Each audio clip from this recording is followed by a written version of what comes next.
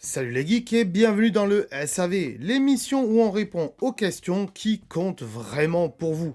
Enfin, presque. Et surtout, c'est l'émission parfaite pour enchaîner plusieurs épisodes d'un coup, parce que c'est la plus courte de toute la chaîne. Aujourd'hui au programme, on va parler Apple Pay, ce truc qui fait qu'on n'a pas besoin de chercher sa carte bleue au magasin, sauf quand la batterie de notre appareil nous lâche. Et ensuite, on s'attardera au débat intéressant des TARDIS contre des vaisseaux de la Fédération. Spoiler alert, il n'y aura pas vraiment de vainqueur, mais il y aura beaucoup d'humour geek, je pense. Allez, c'est parti, on décolle.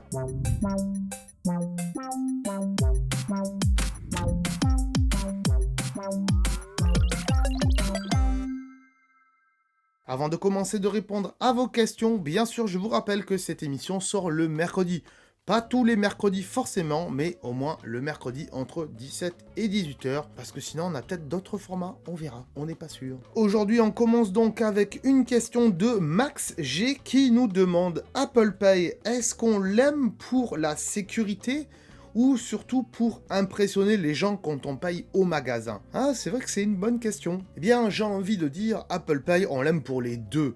On l'aime non seulement pour sa sécurité, oui, puisque comparé à une carte bleue, Apple Pay, il y a plus de sécurité. Oui, parce qu'une carte bleue sans contact, voilà, on te la vole, voilà, n'importe qui peut faire des achats avec, voilà, 50 euros par-ci, 50 euros par-là. Bon, normalement, c'est limité à 5 achats par jour, hein, en sans contact, il me semble. Du moins, il y a des paliers aussi, je crois. Alors qu'une Apple Watch ou un iPhone, pour payer avec Apple Pay, là, dans ce cas-là, il n'y a pas de limite, en effet.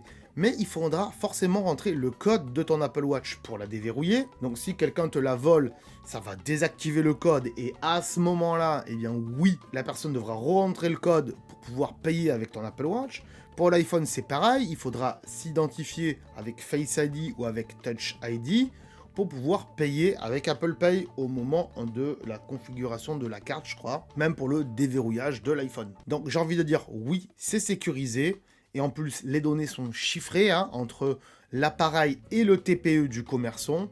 Donc voilà, il n'a pas toutes tes informations bancaires, le commerçant. Et aussi, également, c'est vrai qu'on aime ça pour se la péter en magasin. Franchement, c'est classe de pouvoir faire bip avec son Apple Watch sur un TPE. Après, avec son iPhone, ça devient un peu moins classe aujourd'hui, puisque tout le monde a un iPhone et beaucoup de gens payent en faisant un double tap sur le côté, payer avec son iPhone. Et même les commerçants, ils ont commencé à prendre le pas et ils comprennent déjà cela. Il y a peut-être encore quelques petits commerçants reculés qui n'ont jamais vu une Apple Watch et qui se demandent si tu vas pas les pirater quand tu vas payer avec ton Apple Watch. Ils trouvent ça bizarre, mais une fois qu'ils voient le paiement arriver, ils disent « Oh, tiens, c'est bizarre, je vais me renseigner ». Et donc, en effet, les deux sont très bien, c'est-à-dire c'est la sécurité et c'est classe. J'espère que cette réponse te convient, en tout cas Max G. On passe à la question suivante, une question de Cathy Geekette qui nous demande Team Doctor Who ou Team Star Trek. Je suis curieuse et prête à lancer des débats. Ah là là, on va lancer des petits débats ici. Alors, entre Doctor Who et Star Trek, j'ai envie de dire, j'ai jamais vraiment vu Doctor Who. Je pense que c'est une super série, honnêtement, Doctor Who, mais il y a trop d'épisodes à rattraper pour voir Doctor Who, honnêtement. Et donc, Star Trek, j'ai pas vu non plus tous les épisodes de Star Trek, voire quasiment pas, surtout les anciens. J'ai vu les films Star Trek, et aussi j'ai vu la série Star Trek Discovery. Donc, il est vrai que pour moi, personnellement, pas pour le SAV des geeks, on est bien d'accord, mais pour moi, personnellement, Star Trek est mieux que Doctor Who. Et en tout cas, Star Trek Discovery, surtout, c'est vraiment génial.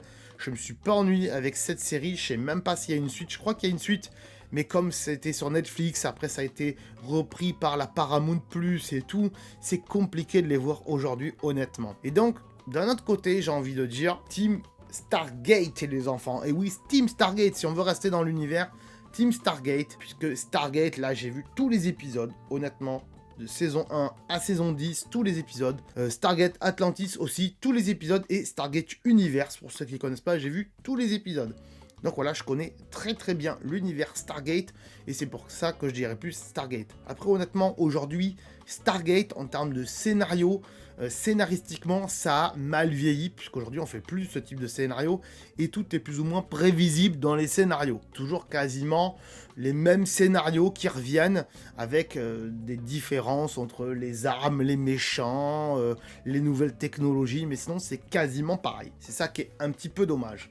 Donc j'ai envie de dire, oui, ces derniers temps, j'ai plus kiffé Star Trek Discovery. J'ai pas trop kiffé Stargate Picard, hein, qui était sur Amazon Prime, voilà, avec des anciens de chez Star Trek. J'ai dit Stargate ou Star Trek, je sais plus, désolé les enfants, ça se chamboule dans ma tête. Voilà, donc je dirais Star Trek Discovery, mais surtout dans mon cœur, Stargate, forcément. À vous de lancer également les débats dans les commentaires. Quel team êtes-vous donc entre Doctor Who, Star Trek et Stargate? Dites tout ça dans les commentaires. Voilà donc Cathy Geekette, j'espère que cette réponse t'aura intéressé. C'est déjà la fin de cet épisode intergalactique. En attendant le prochain, je vais essayer d'activer un Apple Pay version Star Trek. Je sais pas si ça existe, mais pourquoi pas. Ou peut-être de bricoler mon propre tournevis sonique avec une vieille clé USB. Ça peut peut-être marcher, je sais pas. En attendant, pensez à liker bien sûr cette vidéo, à la partager également, à vous abonner à la chaîne si c'est pas déjà fait et à me suivre sur les réseaux sociaux.